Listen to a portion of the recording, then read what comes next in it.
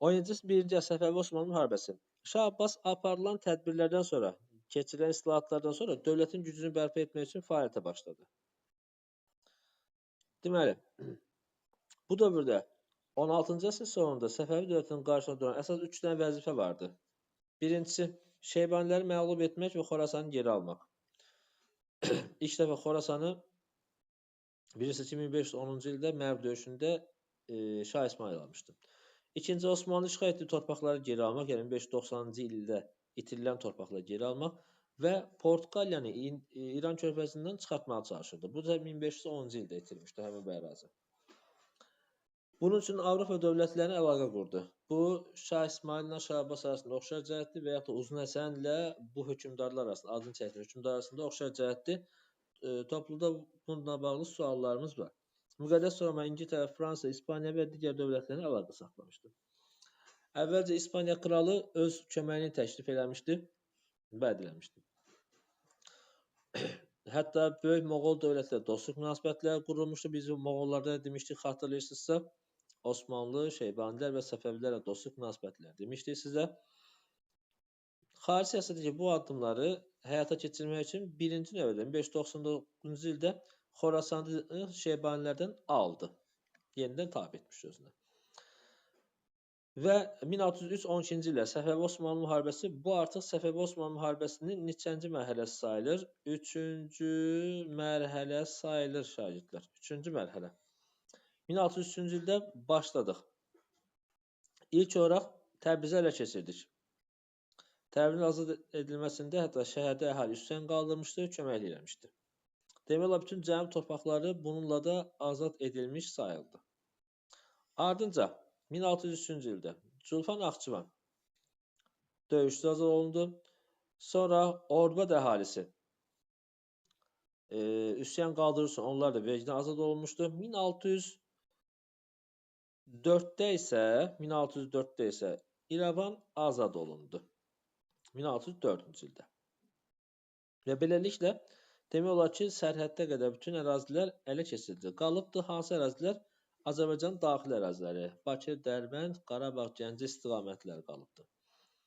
Sonra, az sonra Osmanlıların hücum təhlükəsindən görə Şah Abbas geri çəkildi və onlara qarşı yandırılmış torpaq taktikası istifadə eləmişdi. Burada yandırılmış torpaq taktikası tarixdə bəzən bir böyük sürgün siyasət olaraq da adlanırdı. Bunun məqsədləri var idi. Məqsəd nə idi?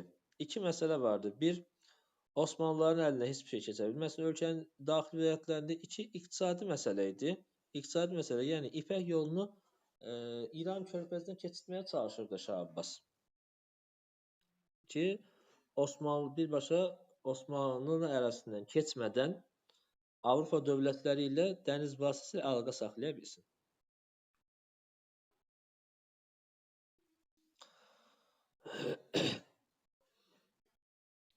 Bəli, yandırılmış torpaq taktikası bəhrəsini göstərir. Osmanlılar hücum etsə heç bir ələ keçirə bilmədilər, geri qayıtdı. 1605-ci ildə biraz əvvəl demişdik, Sufyan döyüşü. Nəticədə 2-ci Sufyan döyüşündə Səfəvilər qalib gəldilər.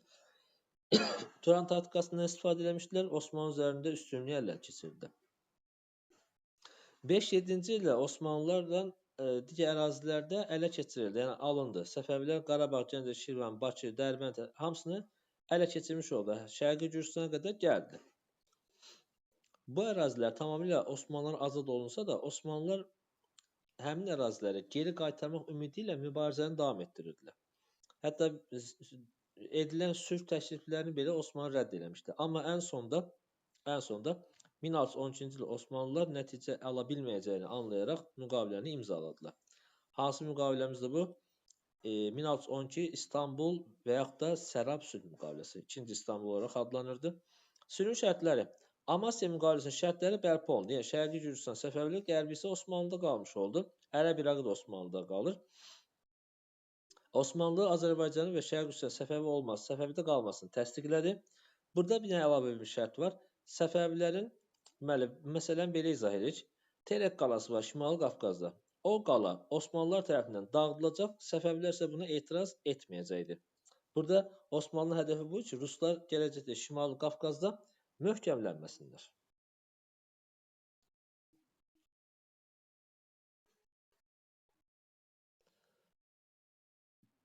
Mərənd sülhü 1612-də bağlanmış müqavilə az sonra Osmanlılar tərəfindən pozuldu. Belə ki, Şah Abbas Azərbaycanın şimalına və şərqi Gürcüstana yürüş eləmişdi öz tabeyində olan ərazilərdə. Osmanlılar bunu özünün təhlükə hesab edib 1616-da Səfəvilərə qarşı yenidən müharibəyə başladılar. Osmanlı İrəvan qalasına hücum etdilər, amma geri çəkilmək məcburiyyətində qaldılar. 1618-ci ildə isə Təbrizə, Ərdəbilə qədər gəlsələr də Sınıq körpü döyüşündə Osmanlılar məğlub oldular. Geri çəkildilər. Həmçinin onunla bərabər Kırımxanda məğlub oldu, geri çəkildi. Və Mərənd sülh müqaviləsini imzaladılar 1618-ci ildə. Bu zaman hakimiyyətdə Osmanlı hökmdarı 2-ci Osman vardı. 2-ci Osmanla Şah Abbas arasında dostluq münasibətləri mövcud olmuşdu. Bunu bizə bu formada qeyd edir. Mərənd sülhü şərtində isə Amasyanın şərtləri bərpa olundu. Şahidlər, Amasyanın şərtləri bərpa olundu. 2-ci İstanbul, Mərənd, bir də Qəsr şehrində bunu yenidən təkrarlayacağıq sizə.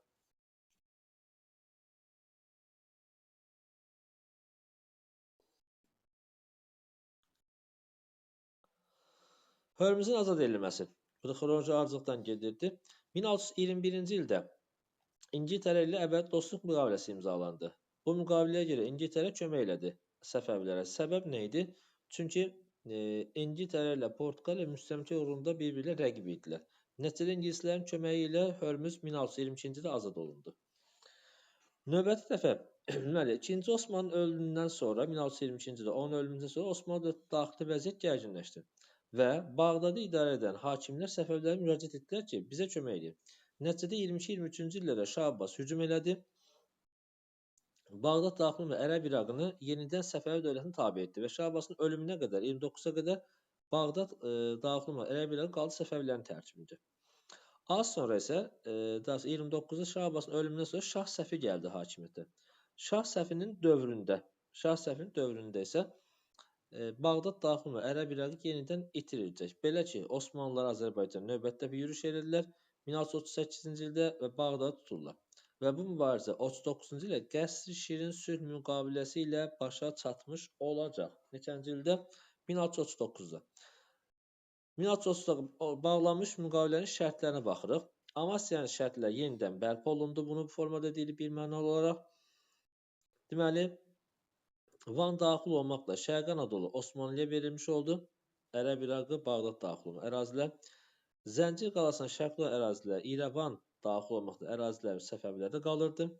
Osmanlılar Van, Qars, Axalsıqa hücum etməyəcək dair təminat aldılar Səfəvilərdən ki, Səfəvilər Van, Qars, Axalsıq qalalarına, sərhəd qalalardır, həmin ərazilərə hücum etməyəcəkdilər. Deməli, Amasya müqaviləsi şərtləri təsdiq eləmişdi. 2-ci İstanbul müqaviləsi, Sərab müqaviləsi, Mərənd və Qəsr Şirin sülh müqaviləsi. Qəsr Şirin müqaviləsi imzalanmasının əhəmiyyəti nə oldu?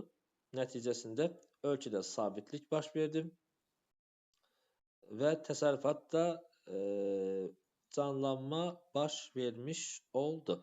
Amma nəticələri nə oldu? Hər iki dövlət xeyli zəiflədi. Həm Osmanlı həm Səfəvi dövləti zəifləmiş oldu və öz əvvəlki qüdrətini itirməyə başladılar.